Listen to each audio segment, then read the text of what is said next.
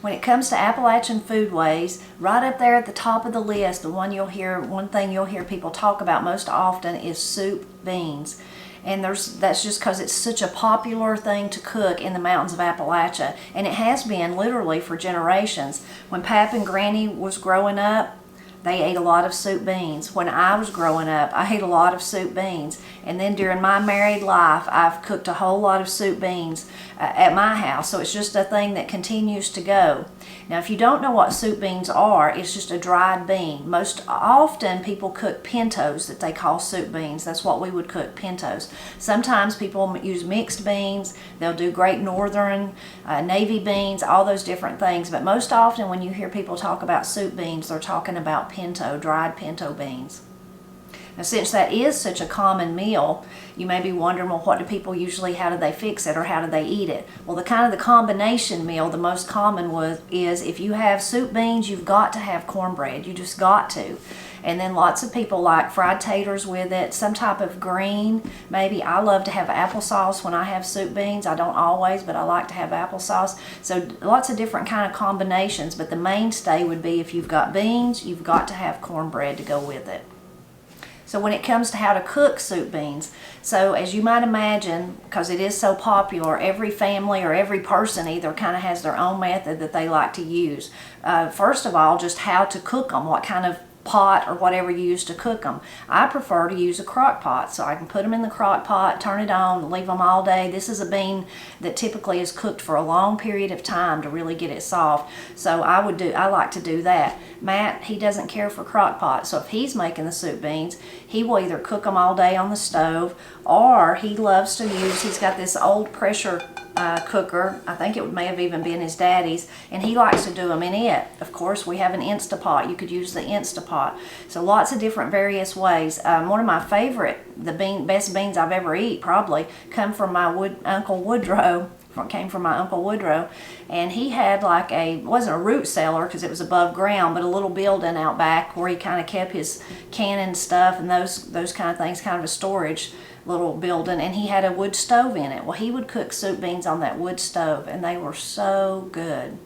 So then when it comes to actually cooking them, of course you know how to cook dried beans. It takes water and then something to season them. I like to soak my beans overnight, so I have a bowl over here that I've been soaking some overnight. If you don't want to soak them, you can parboil them right before you cook them and pour that water out and start again. Some people let them sit for an hour after that, but there's lots of old accounts you'll read people, and maybe even some of you, they don't soak them at all. They just put them in there and cook them. Of course, the first step, I should say, before you do any of that, before you soak them or parboil them or just start cooking them, you need to look the beans, is what we call it, look the beans.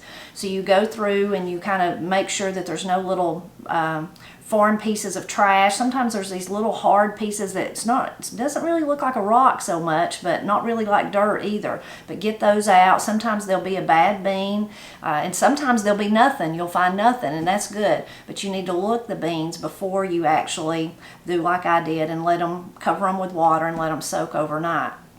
So once you choose that step, whether you're going to soak them, you're just going to start cooking them like some people do, you're going to parboil them, then you need to think about what are you going to season them with. How are you going to season the soup beans as you cook them?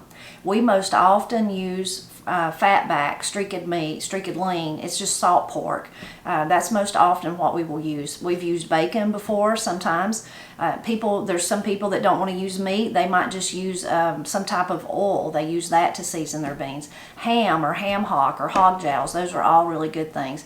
Today I have a ham bone I'm going to use. I usually don't have that, and I would usually use salt pork.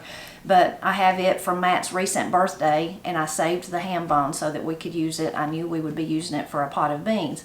And that's really kind of how, if I have any kind of ham like that, and there's just a little bit left over, but we've eaten all of it, or if the bone's left over, but I know I'm not going to be cooking beans for several weeks or something, I can't predict when the next time will be, I put it in the freezer, and that way I always have it. Or if you have several left over, even if you're going to be making beans for the next 3 weeks in a row, then you can just take out a little bit of ham whenever you need it to season with.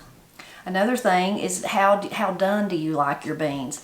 And how thick do you like them? A lot of people like them when they really get thick and kind of some of the beans dissolve into the broth and make it just really a thick mixture. I don't like that. I like for my beans to be brothy. I like everything like that, whether it's a soup or chicken and dumplings or anything like that. I like the brothiness. I don't like the thick. It's just a texture thing for me. It's not that I think it tastes bad. I just don't like it.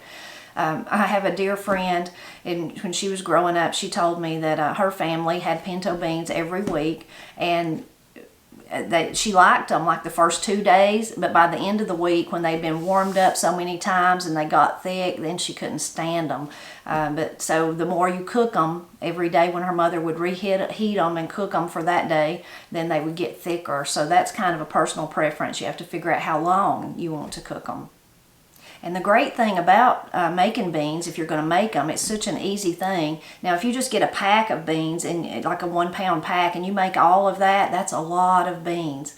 So what you can do, if you're going to make the entire pack, of course, if you've got a big family, you may eat them all in a week's time. But if not, they freeze very well. So you can, sometimes I just freeze the whole batch and then think on a busy day, I'll pull those out and make some cornbread, a cake of cornbread, and we'll have a meal. Maybe stew some potatoes or something to go with it.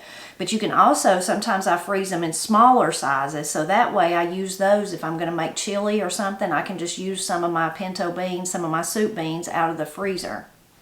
So making soup beans is kind of one of those recipes that once you know the basics, you know that it takes water and the beans and seasoning and then the different methods of cooking, whichever one you choose, and then you kind of figure out how long it takes to cook beans to your liking, whether you need to continue to add liquid. If you cook them on the stove, you've got to really pay attention because it's such a long cook time that you may need to add more liquid. I've even heard of some people cooking pinto beans, soup beans, in chicken stock. So that's another option. Even you could do that. But once you kind of figure out that method, it's one of those great basic recipes that then you figure out what works best for you and your family, and then you're good to go. And it is a really simple, wholesome, and tasty thing to make is soup beans. So once you get them made, then there's so many different ways of how people like to eat them. Like I already alluded to the cornbread and taters and some type of green. That's my favorite way. Maybe Matt would prefer with some side meat to go along with it, with some fat back or side meat to go along with it. That's my favorite way to eat it. Some people like to mix in chow or pickles or something like that, and they eat it. I like that kind of on the side. Of course, people want onions. You want to eat onions with your soup beans, and some people chop them up and put them on top of I like to crumble my cornbread, then put the soup beans, and then I just put my other stuff I like to the side, but some people mix it all up. A very common thing is, and I don't do this and no one in my family did, but some people love to put mayonnaise. They put a big scoop of mayonnaise and then they mix that in and they eat it. Probably the strangest thing I've heard, but I've heard more than one people say it, is that someone in their family liked to eat soup beans with cake. So they would want cake and then they would want some soup beans on the side. So that's a really interesting way to eat it. Something that I can't think that I would like, but maybe I would. Maybe I need to try it. So before I get started with showing you how I do my soup beans and put them on to cook for the rest of the day, I was going to read you one little piece from Walter Lambert. It was in Kin Folks and Custard Pie. And so he was talking about in East Tennessee, which is just over the mountain from me, that how often they would eat soup beans, just like what I was telling you about. So it said, he's just going on saying that they would, kind of like my friend Ginger's family, how they would start a pot and then eat them each day till they were gone, and then start a new pot, and then they would do the same. Because they're very economical, besides being very healthy, they're very economical, very frugal food to eat. They are increased in price right now compared to what they were, but it's still, overall, compared to other groceries, soup beans is still a very frugal meal. So he says, even though East Tennessee humor tends to be a little strange, I ought to give you one bean story. It seems that a farmer came home after a hard day's work to see that supper consisted of pinto beans and cornbread. He turned to his wife and asked, "Why are we having beans again tonight?" She thought for a moment and said, "I just don't understand you. You liked beans on Monday, Tuesday, Wednesday, Thursday, and Friday. Now suddenly on Saturday you don't like them anymore? I just don't understand you." So that's kind of like my friend Ginger. She loved them the first day or two, and as the week went on, she liked them less because they kind of took on that thickness that it's just a texture thing that I don't like and Ginger doesn't like either. So you can see I've let my beans soak overnight. They've plumped up compared to what they were. If you see any floating, I only have one. Actually, that's not even a bean. If they float, you can get rid of them, but that's actually just a little piece of a bean, but I'll get rid of it. Now, some people I've read actually use this liquid that they've been soaking in, but what I do is I discard it. I get rid of it and give the beans a good rinse, and then I start my cooking process.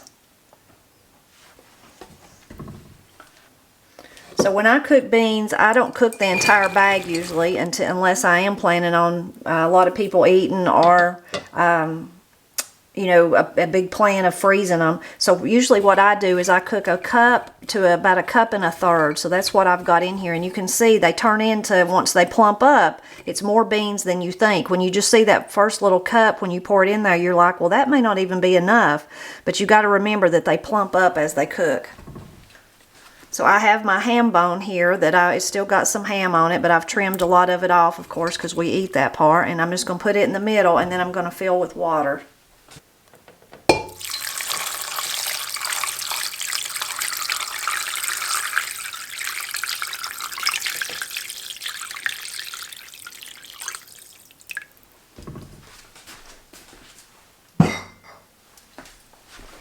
Now, if you want to add seasonings right now, I'm going to kind of put my ham down in there. You can add seasonings right now if you want to. Since I'm using the ham, a lot of times whatever I use may already be salty, so I kind of wait till they're almost done to taste and then see if I think that they need additional salt. But you can add pepper. I've seen where people add garlic. A lot of times, though, people will wait till closer to when they're done before they actually start doing those kind of seasonings. So you may think I added a lot of water. Well, I did, but I'm going to cook these all day, and I'm going to cook them probably on high in this all day long, so some of that water will evaporate, and I may even need to add more. I'll just keep an eye on it, but if you do it on the stove, you certainly will need to add more throughout the day. I've come out early this morning to harvest some of our lettuce. Matt and I are going to have our first mess of Kilt lettuce today.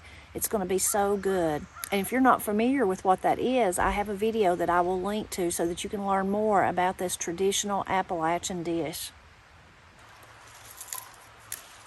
Our lettuce did so well this year. Of course, it usually does. It's really pretty, though. So the other thing I need for my Kilt lettuce is some green onions. So I'm harvesting some of those while I'm out here this morning, too. Now, when I pull up my green onions, I like to go ahead and clean them out here. So I cut off, these are edible, but I just cut off the top part that's got kind of ragged from growing. And then I just throw down the pieces here in the garden because after all, as they decompose, they will enrich the soil.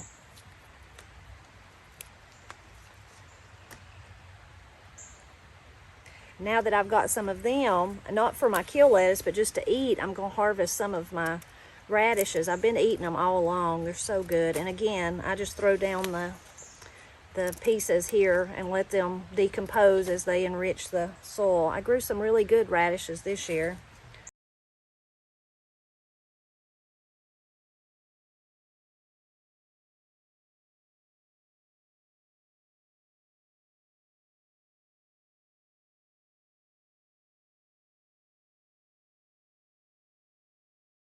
So when I'm going to make Kilt lettuce, I like to harvest my lettuce early in the morning, look it well. Just in this bit that I picked this morning, I had a spider, a grasshopper, 2 spiders and a grasshopper, and a lot of dirt because we had rain last night, and when it rains, kind of the soil splashes up on the lettuce, so I had a lot of different, and even there, you see something's trying to make a little nest right there.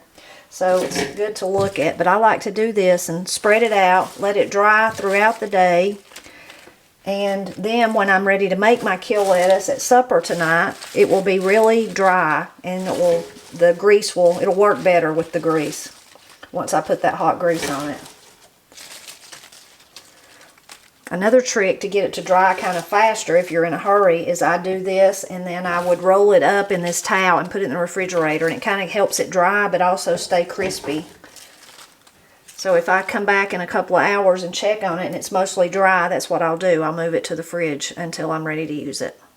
Actually, making Kilt lettuce is super simple and super quick, but doing this kind of step prep work earlier in the day kind of makes it easier, even easier, and that way you're kind of ready to go as soon as you get your cornbread in and your beans are ready, and then you want to serve this hot. So doing this step ahead really ensures that you'll be able to do it lickety-split once it's time to serve.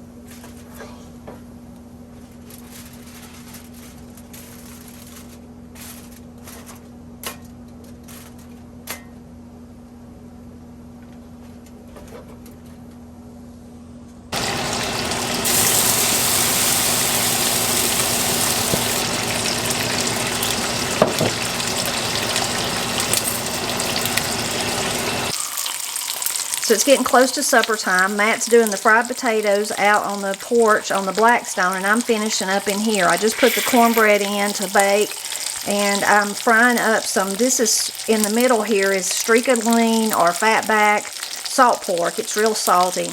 And then I had 2 hog jows left, just 2 pieces left in the refrigerator, so I just threw those in here to use them up. We will eat these as leftovers throughout the week, so they'll definitely get eat. So you can see how some of them are kind of curling up. So you can take a knife or scissors or something and cut the edges if you want to do that. It'll help them lay down flat, but to me, the easiest way to do it is just to set another pan on top of them, so that's what I do. So while my meat's cooking and the rest of the stuff's finishing up, I'm going to go ahead and start preparing the lettuce and onions for to make the Kilt lettuce. So I'm just breaking it up with my hands, throwing it in this bowl, then I'll cut up some onions to add to it. I kind of like to season, or to layer, as I go. So I'll do a little bit of lettuce, and then I'll chop up some onions. It just seems like it makes it easier to get it all mixed in good together. But any way you do it, basically, you're just tossing it in there. Either way will work. Any way you choose to do it. If you want to cut it up or use scissors or just any way you want to do it. And it looks like a whole lot of lettuce, but once the grease actually hits the lettuce, you know, actually wilts it, it's not as much as what you think it will be.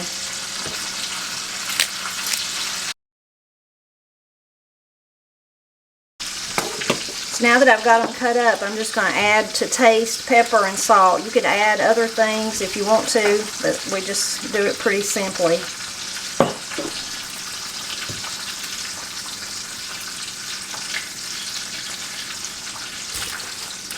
Smells so good. I wish you was here to smell it. So good.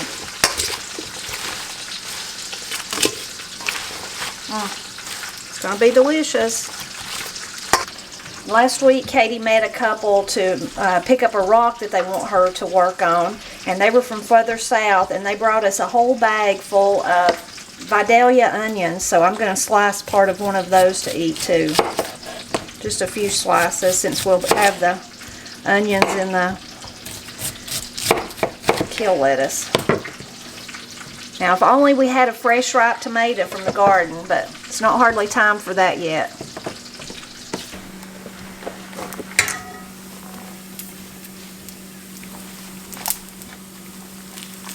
Time to get the meat out.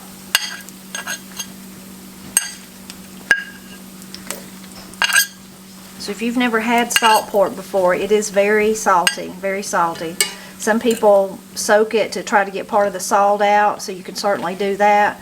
We don't. We like the saltiness, whether it's bad for you or not. It's just so good, especially with a meal like this. And the hog jows are not near as salty. Just kind of depends on where you get those, whether they are, but very good. Now when you're ready to pour the grease onto your greens, onto your lettuce, it's going to do a whole lot of popping and hissing, so you got to be prepared for that. And it doesn't take very much, so what I like to do is start with very little, and then if you need to, you can add more, but of course if you add too much, you can't take it back.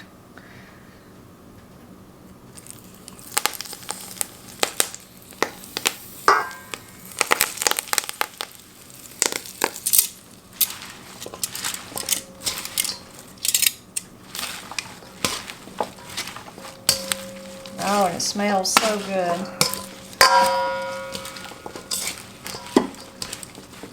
I'll just add just a tad more.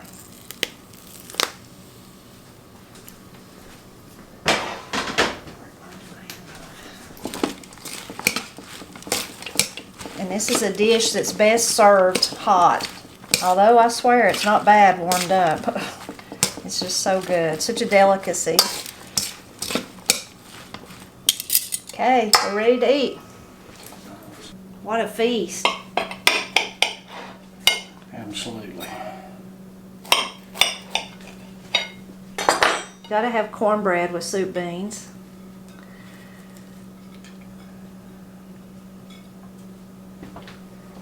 So you can see how they turned out. And like I said, I like mine really brothy, so that's why there's a lot of broth still left. If you like yours thicker, you just need to cook them longer. And you can see the pieces of ham have kind of come off of the bone, or have come off the bone. That juice is what's so wonderful. First mess of Kilt lettuce of the season. So good. One of my favorite things. One of my favorite things too. And then also wonderful pan of fried taters, which would be good enough, but Matt put ramps in them that we had from last year. So I know that's going to be a feast.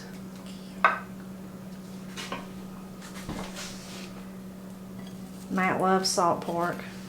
I'm sure Which I do too. Good for you. Well, I don't care.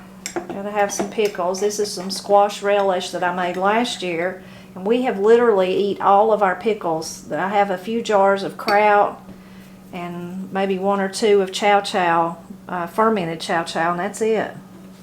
We've eat it all. Now I'm looking for the So excited to eat this. I forgot to mention one other thing that we have. If this wasn't good enough, I made a peach cobbler. So we're going to have peach cobbler and vanilla ice cream, Mayfield, my favorite, for dessert.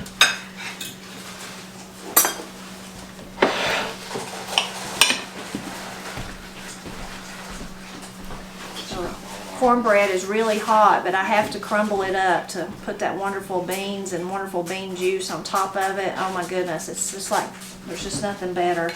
It's so good. And so, like I said before at the beginning of the video, just such a Foodways of Appalachia. I mean, soup beans, you just know that if you lived in Appalachia your whole life that you had this very often. If you didn't, then I'd like to meet you because you led a different life than I did, which would be okay, but it's just that it's that common. It'd be hard to believe that someone didn't grow up eating soup beans and taters. I'm so excited about Matt's fried potatoes. Oh my goodness, with the ranch. That's going to be a meal by itself if you just had them. He does a really good job of getting them all crunchy on the outside but soft on the inside. He's got patience to do that. So good. I about don't have room for my Kilt lettuce.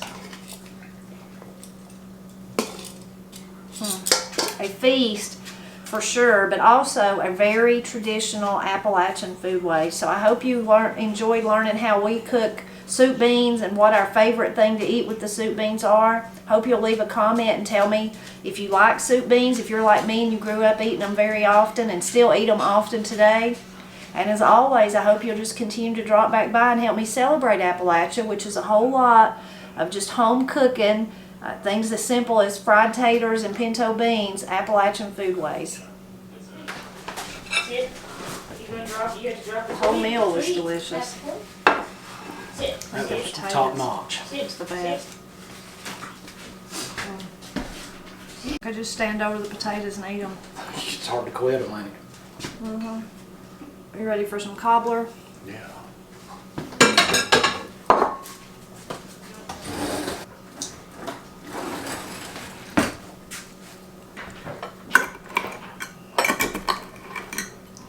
Got a little crunchy on the sides.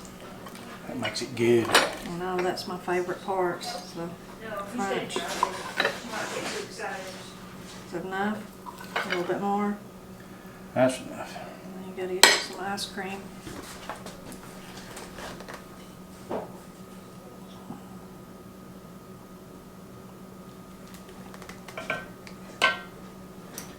Thank you, ma'am. You're welcome.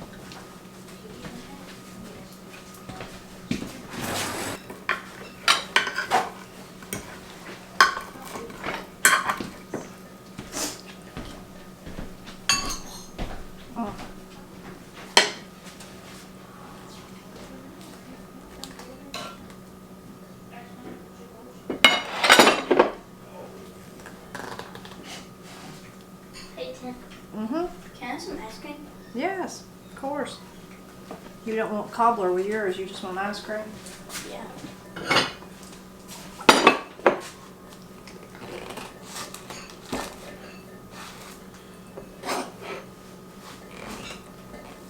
How much? Is that enough? One more? Yeah.